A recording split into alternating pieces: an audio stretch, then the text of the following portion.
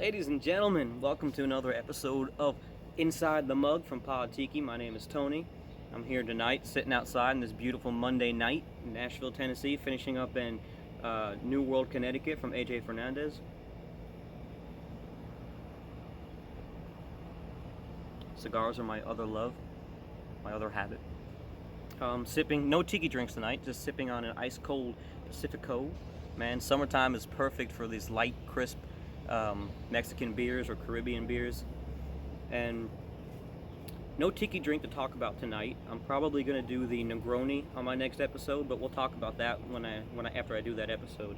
Which kind of leads me into the topic for tonight. Pod Tiki. How can I do? Why am I not only covering tiki drinks, right? Why do I have the margarita and the old fashioned and the aviation and the Negroni? Well, we've gotten a lot of new followers lately, and I really appreciate that. Oh my gosh, I really appreciate that. A lot of interaction and people reaching out to. Thank you so much, everybody who's following, both here on YouTube and on the podcast. So I'll give the plugs later. But I thought this would be a good opportunity, especially since we're inside the mug, to kind of let people know where I stand. If you haven't heard those earlier episodes and you don't follow every episode, then you new folks that have joined on, just kind of what my ideas about tiki and rum and all that is.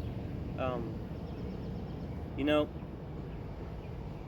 always say, as a writer, I would much rather have a blank page than a page full of words.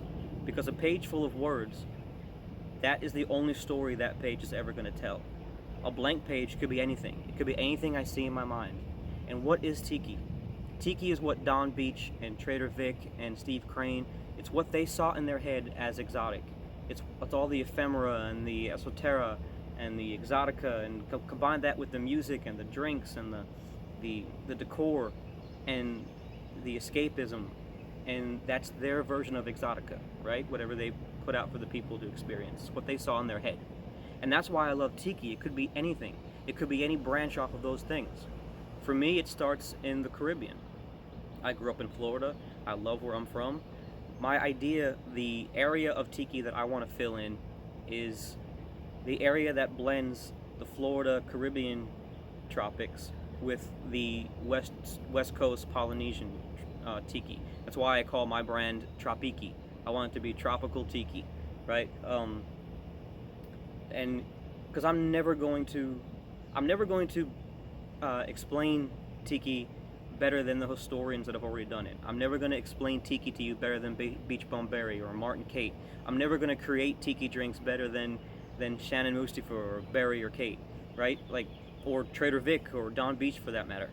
They already did it, right? I'm never going to write a book that is going to be as good as Hemingway, because there already was a Hemingway, right?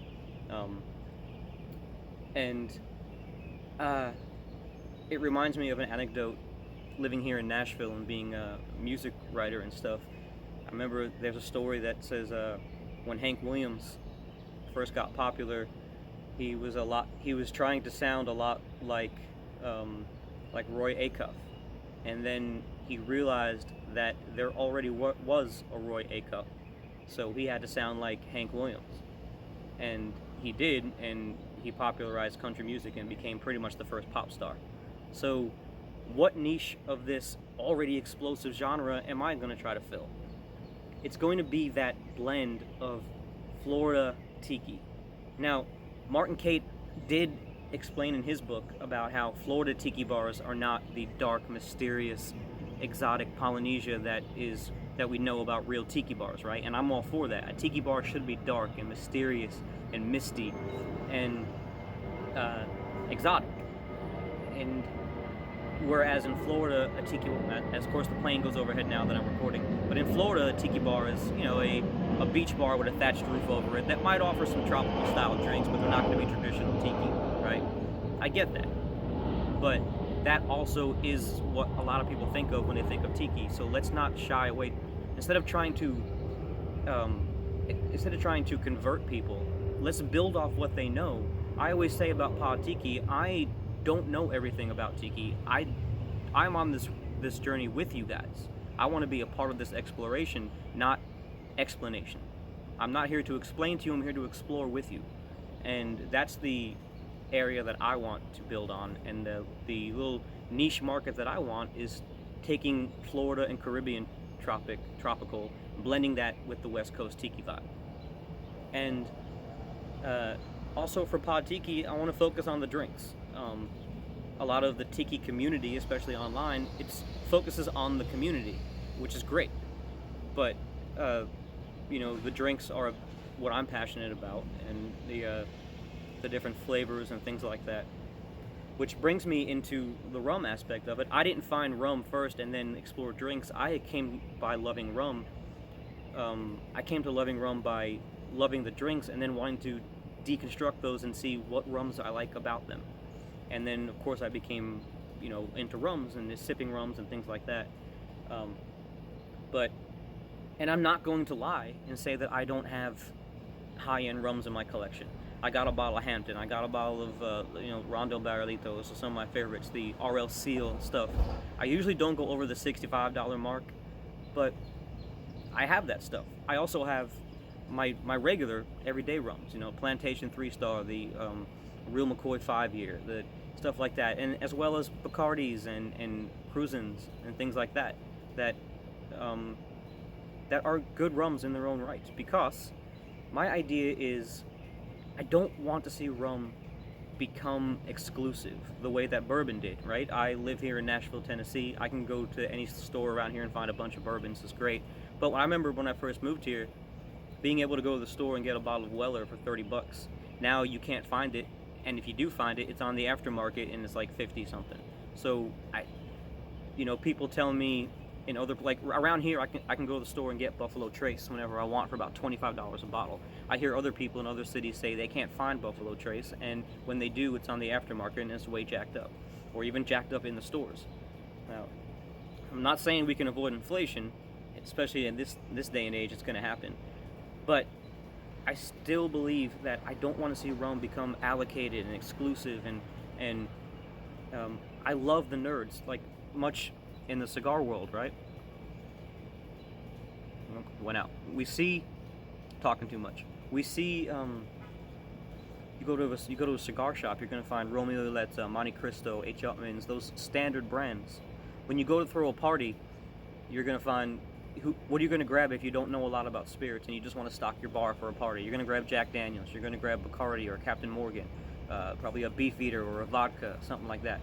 Well, if you were a brewery, you could be a good brewery in your town, serve your local market, maybe some light distribution around your area, your tri-state area, whatever that may be, and make a good living.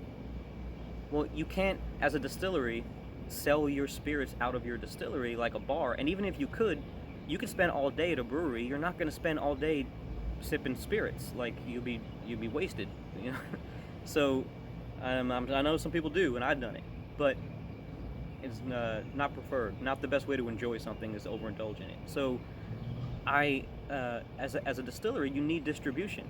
So if I was a distiller and I'm trying to distribute, you want the biggest distribution. You want to become one of those household names. You want to become the Bacardi or the Captain Morgan or the Jack Daniels. That's my opinion, right? And as a rum lover, as someone who's passionate about wanting people to love rum, I want it to be accessible and to everybody, attainable. You should be able to, like I said, here in Tennessee, I can go to any liquor store and get tons of, every liquor store's got shelves and shelves of bourbon. That's the way I feel it should be if I went to Florida or the Caribbean. I feel like, man, this is where it's from. I should be able to find all that. And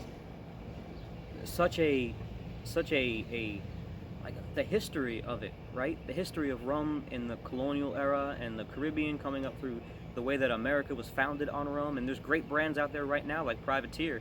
The history of that family is just, it's intoxicating, and pun unintended. But such a rich history of rum in the U.S. and it truly is the real American spirit, like not bourbon. Which I know I'm gonna make sure I don't say that too loud here in Tennessee.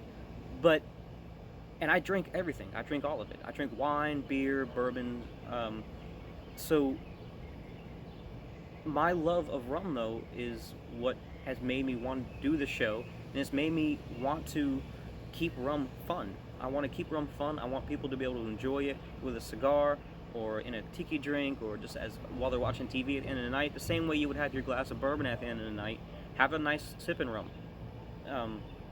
And you shouldn't have to break the bank to get a good quality product. And that's all I'm trying to stand up for, is keeping all of this, the tiki drinks, the rum, the the cigars, whatever you're into, we should be able to all enjoy it, right? And don't mistake that for being like a socialist or something. That's not what I'm talking about. But I do think that we all should have the opportunity to enjoy all of these things. And so, I don't know. That's just what I want to touch on tonight. I love Tiki because, like I said, it could be anything you want it to be. It could be your version of exotic in your head, your version of tropical. And to me, it's awesome. That's how we escape, right, into whatever your I mean, I'm sitting here in Nashville, Tennessee right now, and I got a bunch of palm trees and Havana Club signs and stuff like that around me. I've created this little space for myself to be my little mini escapist space. And that's what I'm hoping the podcast can do for other people. And that's what I'm hoping eventually this brand of Pod Tiki could be. This Tropiki brand could be that for other people. I think anybody who creates something creates it in the idea that you want to share it. You want people to latch on and find some kind of relate. You want people to relate to what you're putting out, because I think a lot of people would say an artist. I'm not calling myself an artist, but I'm saying that a lot of times you think an artist must be pretty outgoing and confident and know what they're doing to be able to take this vision and put it out into the world, and then people like it. But truly, the artist, I believe, is the most insecure version of people, because you put this thing out there because you're looking for some kind of acceptance. You're looking for somebody to, or people in general, to say, oh yeah, I feel that way too, or I have that idea as well, or that's happened to me, which is kind of why when I write the episodes, I try to put some fiction in there once in a while and tell a little bit of a story to make the idea more relatable, or fantastical, if not relatable.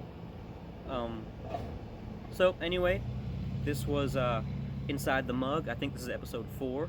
So please rate and subscribe. I don't know why I just did that. I see other people doing that. It's down here somewhere, right?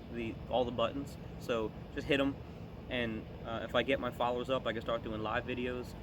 Make sure you follow the podcast and wherever you get your podcast catcher. I know we're on Spotify, iHeartRadio, Apple and Google Podcasts, Stitcher, and always at podtiki.com, where you can find all of the recipes in our recipe index, and you can find all of our past episodes in the archive, Pod Tiki archive. I think that's it. Social media, make sure you follow Instagram. That's pod_tiki, or my personal page at rum_poet. You can also follow us, of course, here on YouTube. Please do that. And I think that's it, man. Just keep it tiki out there, and make up your own version of paradise. And let's fight the good fight to spread the love of rum and tiki drinks, but also in a way that's going to keep it sustainable for everybody. So this has been another episode of Inside the Mug, and I'll catch you guys next time. And I'm pretty sure we're going to do the Negroni. So if you want to comment and leave me any of your Negroni tips or your favorite gins, then I'll be on it. So thank you guys, and see you next time.